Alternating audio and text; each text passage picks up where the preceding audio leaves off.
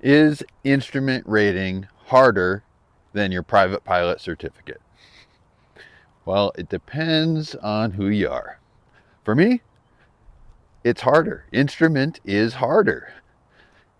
And this is a classic theme for me in flight training, underestimating how difficult something's going to be, coming in with unrealistic expectations. So, for me, I thought, oh, great, I'm a pilot now. And all the rest of my training moving forward is going to be a little bit smoother and easier because I've got the first step, the biggest box checked, right?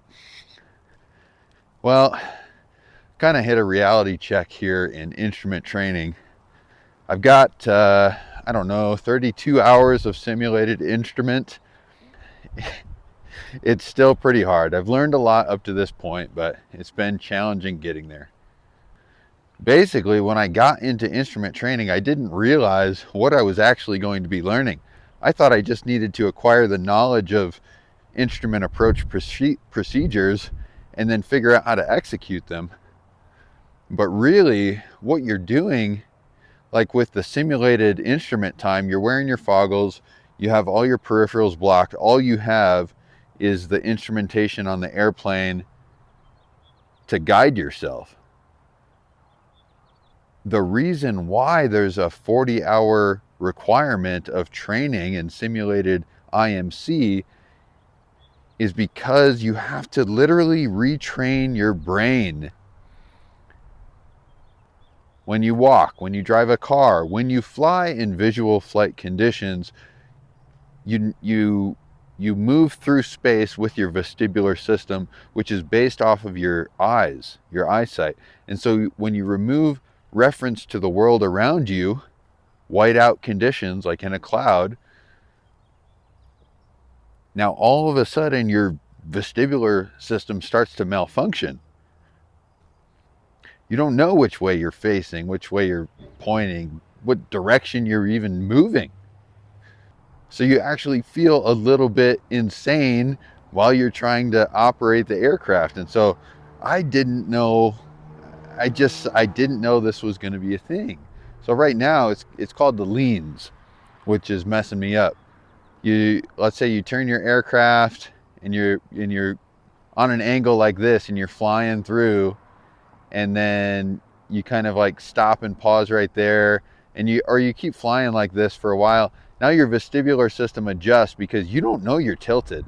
It feels like you're straight and level. And then you go like this and you're like, I'm falling to the left. You're not falling to the left, you're sitting straight now. And anyways, that creates a issue referred to as the leans. And so your brain is telling you, we need to bring our left wing up to get level. And so you have this tendency to kind of tilt the plane this way, which is going to cause you to turn to the right. And that's, if you drift off course, that's going to cause ATC to call you on the radio and say, hey, idiot, where the hell are you going? And then you're so exhausted.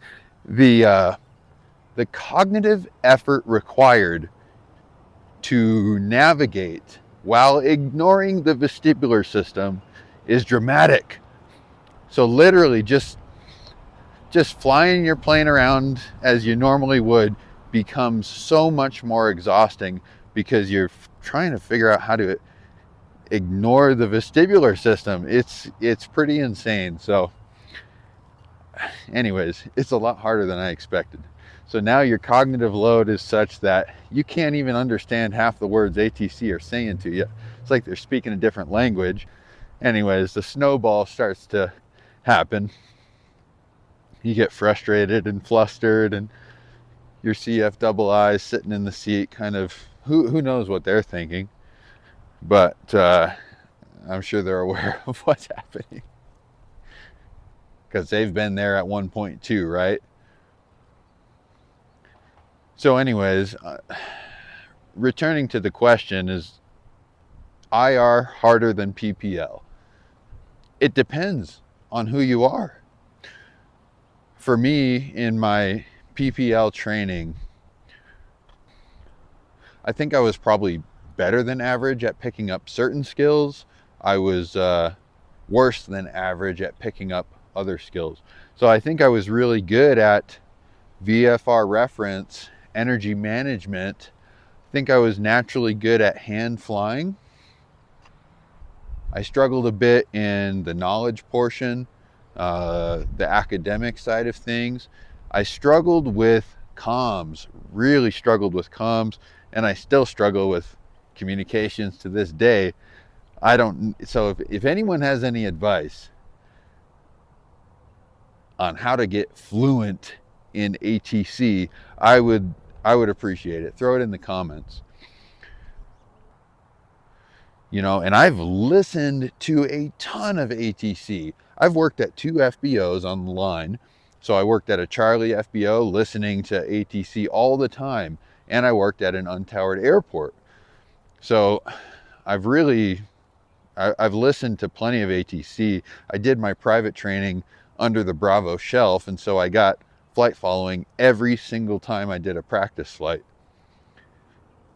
But still, I'd struggle sometimes with some of these ATC instructions in the IFR environment. So I don't know. I heard about an app.